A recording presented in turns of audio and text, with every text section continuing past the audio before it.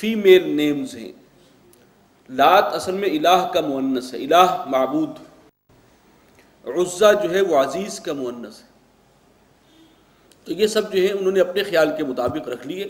نام رکھنے میں اور ایک بات کو سوچنے میں اس میں انسان کا بگڑتا تو کچھ نہیں ہے. وما لهم به من علم، اور ان کے پاس اس سلسلے میں کوئی علم نہیں ہے، کوئی یقینی خبر. ان يتبعون الا الظن، یہ تو محض ظن اور قیاس کے پیچھے چلتے ہیں. وان الظن لا يغني من الحق شيئا، اور یہ جو ظن اور قیاس کا معاملہ ہے یہ حق کے اس بات میں کچھ کام آنے والا نہیں. اس سے حق بات ثابت نہیں ہو سکتی، یہ تو خیالی باتیں. فَأَعْرِضْ عَمَّنْ تَوَلَّى عَنْ ذِكْرِنَا، اے نبی آپ بھی اعراض کیجئے اس شخص سے کہ جو منہ موڑتا ہے ہماری یاد سے، ہمارے ذکر سے، اس قرآن سے. آپ بھی منہ پھیر لیجئے اس سے. وَلَمْ يُرِدْ إِلَّا الْحَيَاةَ الدُّنْيَا، اور جس کا مطلوب صرف دنیا کی زندگی ہے. اس کے نزدیک دنیا کی زندگی ہی ہے، وہی مقصود ہے، وہی مطلوب ہے، وہی اس کا گول ہے، وہی ہدف ہے. اسی کے لیے جو ہے ساری بھاگ دوڑ ہے. ذَلِكَ مَبْلَغُهُم مِّنَ الْعِلْمِ، ان کے علم کی رسائی بھی بس یہیں تک ہے، دنیا تک ہی محدود ہے، اس سے آگے نہیں دیکھ رہے وہ.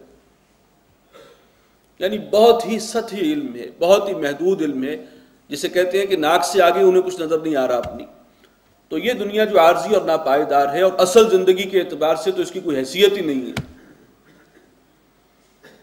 اس سے آگے ان کی رسائی نہیں ہے، علم کی رسائی بھی نہیں ہے، کوئی معلومات نہیں ہے، کچھ جو ہے ان کو اس کی معرفت حاصل نہیں.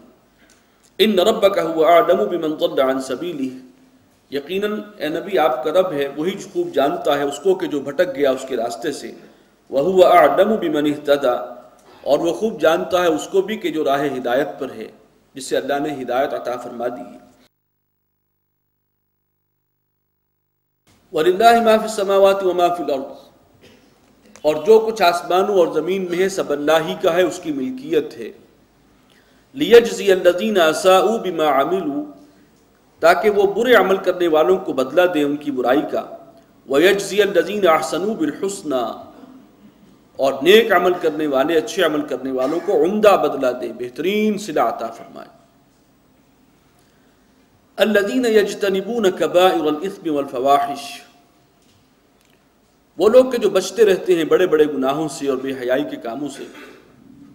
إِلَّا اللَّمَمْ، سوائے معمولی سی آلودگی کے. یہ لمم کا لفظ یہاں پر جو آیا ہے اس کی تفسیر میں بہت سی باتیں کہی گئی ہیں. وہ لوگ کہ جو بڑے بڑے گناہوں سے بچتے ہیں اور بے حیائی کے کاموں سے بچتے ہیں سوائے ہلکی سی آلودگی کے. بعض کے نزدیک اس سے مراد یہ ہے کہ ایک شخص گناہ کا ارادہ تو کیا، اس نے دل میں تو خیال پیدا ہوا لیکن رک گیا اس پر عمل کرنے سے، یہ لمم ہے. کسی کے نزدیک جو صغیرہ گناہ ہے، چھوٹے گناہ کبائر کے مقابلے میں جو صغیرہ ہیں، اس کو لمم کہا گیا. تو یہ مختلف آراء ہیں. معمولی سی آلودگی کے سوا وہ ہر بڑے گناہ سے اور فحش کام سے، بے حیائی سے بچتے ہیں. ان ربک واسع المغفرہ، یقیناً تیرے رب کا دامن رحمت، دامن مغفرت بہت کشادہ ہے. هو اعلم بکم اذ انشأکم من الارض، اور وہ تو تمہیں خوب جانتا ہے اس وقت بھی کہ جب اس نے تمہیں بنا نکالا تھا زمین سے.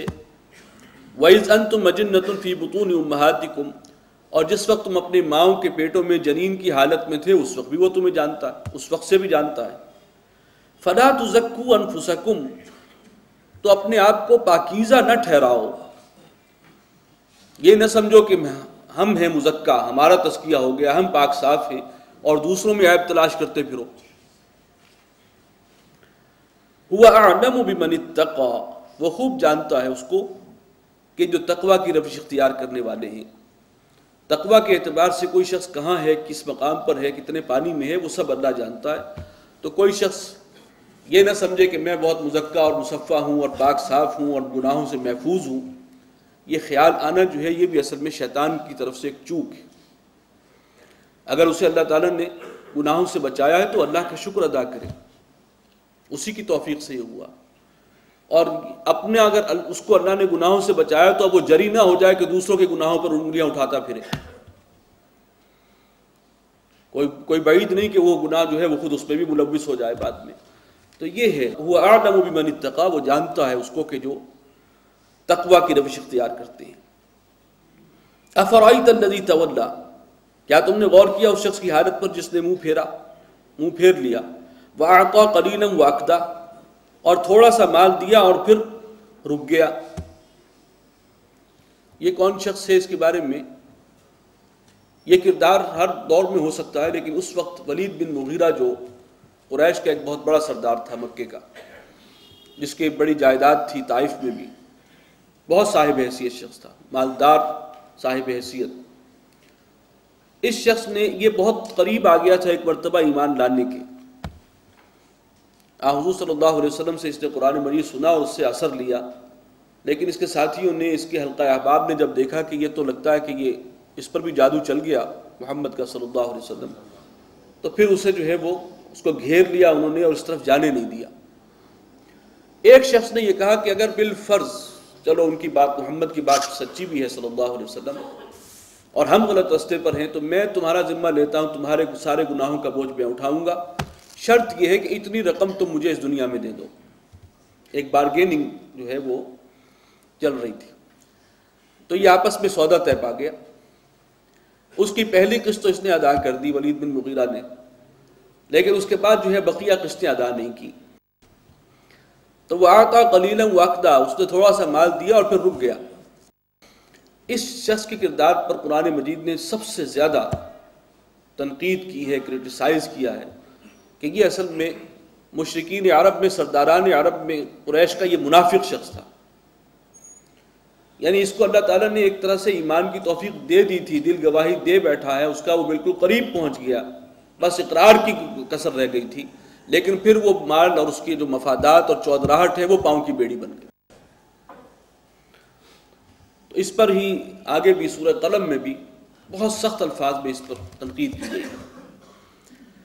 اعنده علم الغیب فهو یرا، کیا اس کے پاس غیب کی خبر ہے اور وہ دیکھ لیتا ہے.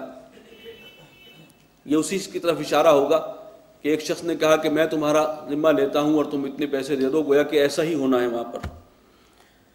ام لم ینبأ بما فی صحف موسیٰ، کیا اسے خبر نہیں پہنچی اس کی کہ جو صحف موسیٰ کو جو اوراق دیے گئے تھے، صحیفے دیے گئے تھے، ان میں جو بات آئی ہے، وَإِبْرَاهِيمَ الَّذِي وَفَّى، اور ابراہیم کے صحیفے میں بھی وہ بات مذکور ہے، وہ ابراہیم جس نے اپنا قول پورا کر دکھایا تھا، ہر امتحان میں پورا اترا تھا.